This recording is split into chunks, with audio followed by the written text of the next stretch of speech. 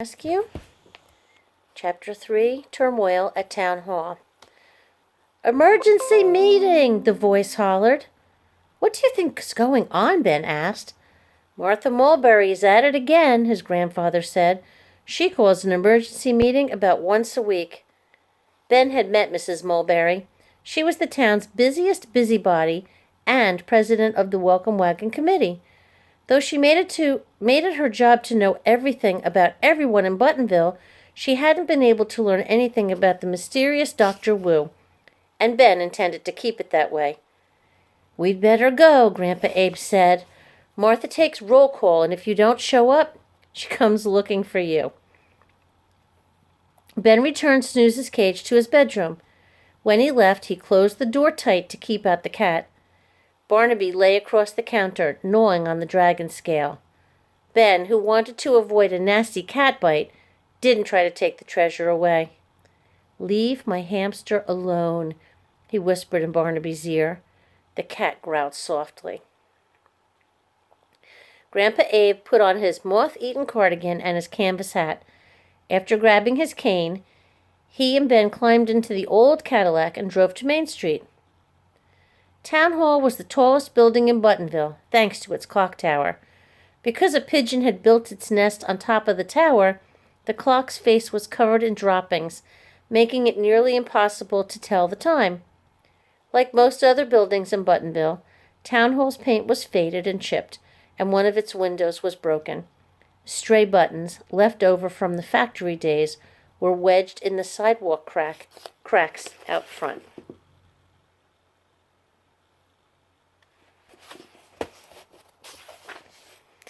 A slow stream of residents climbed the front steps. Ben recognized many of them from the senior center. Most people who lived in Buttonville were even older than Grandpa Abe. They'd once worked at the button factory and had never moved away, not even after the factory shut for good.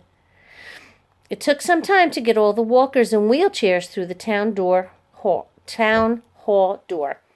Inside, rows of long wooden benches faced a small stage. Grandpa Abe's cane tapped as he shuffled down the aisle.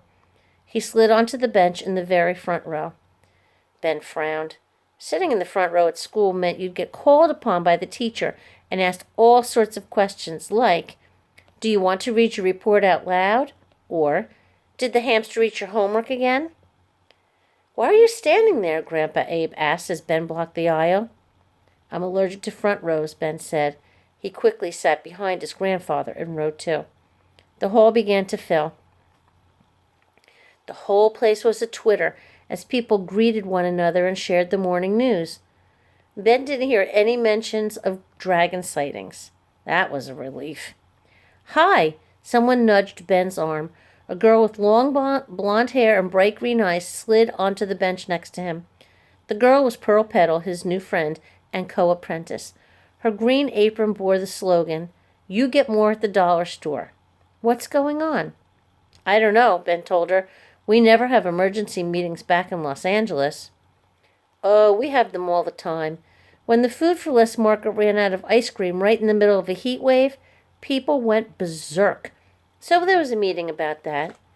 When your grandfather's cat ate Mr. Mutt's koi fish, there was another meeting.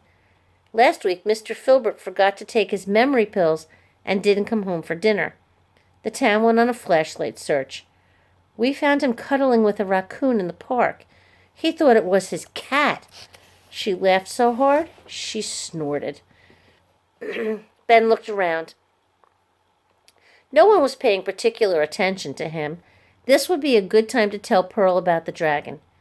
"Hey, Pearl," he said, "last night—" "Listen up!" a voice hollered. Everyone went silent as a woman hurried down the center aisle and climbed onto the stage.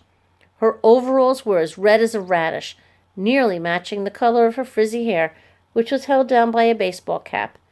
When she put a megaphone to her lips, her voice blasted out with hurricane force. "Can you hear me?"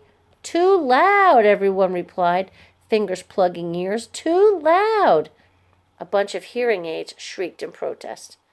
She set the megaphone aside and put her hands on her hips. "Very well. Now let's get down to the business at hand. As you all know, I am Martha Mulberry, president of the Welcome Wagon Committee, And this is my lovely daughter, Victoria." She pointed to a girl sitting in a corner of the stage reading a book. "Say hello to everyone, Victoria."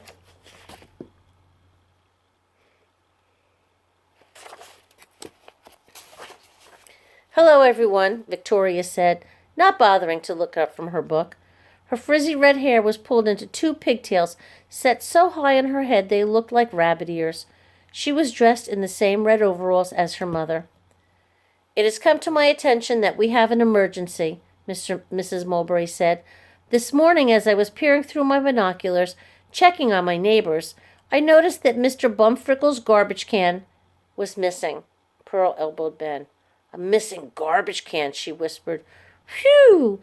I thought it was going to be something about Dr. Wu." Ben had been worried about the same thing. Pearl?" He scooted so close he could smell her peppermint gum. "Last night—" "Attention!" Mrs. Mulberry clapped her hands, then continued her explanation. "After discovering the missing can, I began my morning walk so I could inspect the neighborhood. That's when I noticed that my mailbox was missing." She cleared her throat. "Buttonville citizens, there is a thief in our midst." Grandpa Abe stood and leaned on his cane. "My toaster's missing." "I can't find my spatula," someone said, "and I can't find my favorite fork."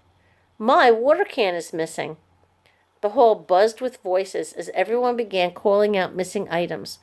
All the items had one thing in common. They were made of metal. How weird, Ben thought. Mrs. Mulberry clapped her hands for silence, then pointed a suspicious finger at the second row. "Pearl Petal, are you the culprit?" Everyone turned to look at Pearl. She had a bit of a reputation as a troublemaker. "Me?" Pearl scrambled onto the bench and stood as tall as she could, towering over the mostly gray and white-haired audience. That's when Ben noticed Pearl's pink shoes. During their last visit to Dr. Wu's hospital, Pearl and Ben had met a leprechaun who was being treated for a head cold. The leprechaun took a liking to Pearl and gave her the shoes. "I didn't do it," Pearl said. "I already have a toaster and a spatula and plenty of forks.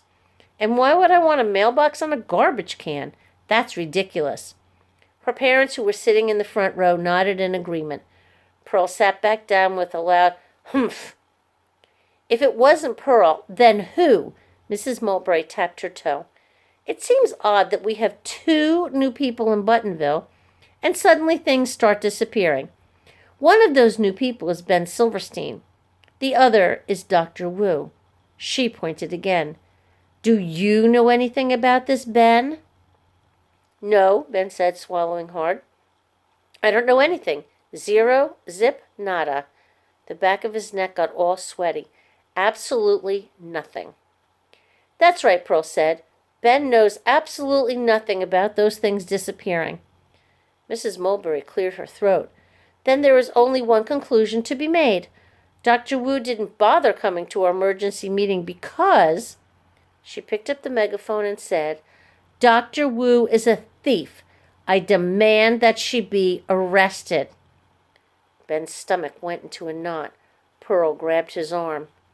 "We have to do something," she said. "We can't let them arrest Dr. Wu."